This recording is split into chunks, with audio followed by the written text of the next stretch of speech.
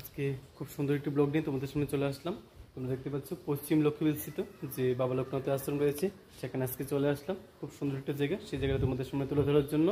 তোমরা ভিডিওটা প্রথম থেকে শেষ পর্যন্ত দেখবে, দেখার পর অবশ্যই কমেন্টে জানাবে এই জায়গাটা তোমাদের কেমন লাগলো। তাহলে চলো ভিডিওটা শুরু করি। হ্যালো বন্ধুরা, তোমরা দেখতে পেয়েছিলে যে পশ্চিম লক্ষ্মীবিল স্থিত যে বাবা লোকনাথের যে আশ্রমটি রয়েছে, সেখানে আজকে চলে আসলাম। সেই জায়গাটা আজকে তোমাদের দেখাবো, তোমরা ভিডিওটার সঙ্গে থাকবে। চলো মন্দিরের ভেতরে গিয়ে তোমাদের ঠাকুরের দর্শন তথা প্রতিমা দর্শন করিয়ে আসি। তোমরা প্রথম থেকে শেষ পর্যন্ত দেখলে অবশ্যই এই জায়গায় আসলে তোমরা কী কী দেখতে পারবে, কী কী দেখার আছে অবশ্যই সেটা জানতে পারবে, তাই সঙ্গে থাকবে। চলো মন্দিরের চারপাশটা তোমাদের আগে দেখিয়ে দিই, এখানে কী কী দেখার আছে বা এখানকার যে পরিবেশটা কেমন দেখতে। এখানে কিন্তু প্রত্যেক বছর যে বাবা লোকনাথের তিরোধান দিবস বা আবির্ভাব দিবস যে আছে, তখন খুব সুন্দর করে অনুষ্ঠান করা হয় এখানে, খুব সুন্দর। চলো আগে তোমাদের মন্দিরের বাবা লোকনাথের প্রতিমাটা দর্শন করিয়ে দিই, সঙ্গে থাকবে। এই যে দেখতে পাচ্ছ শ্রী শ্রী বাবা লোকনাথ সেবা মন্দির, পশ্চিম লক্ষ্মীবিল মোড়াবাড়ি, বিশালগড়, শিবাজীরতিপুরা মন্দিরের দেখতে পাচ্ছ এখানে উল্লেখ করে দিয়েছি।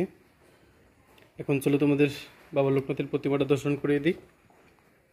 দেখতে পাচ্ছ এখানে সুন্দর,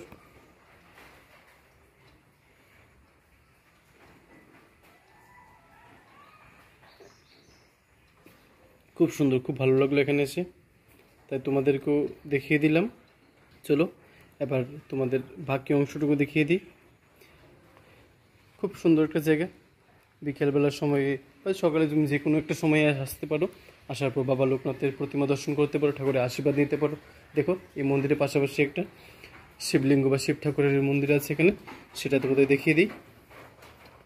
খুব সুন্দর লাগলো, তাই তোমাদেরকেও দেখাচ্ছি।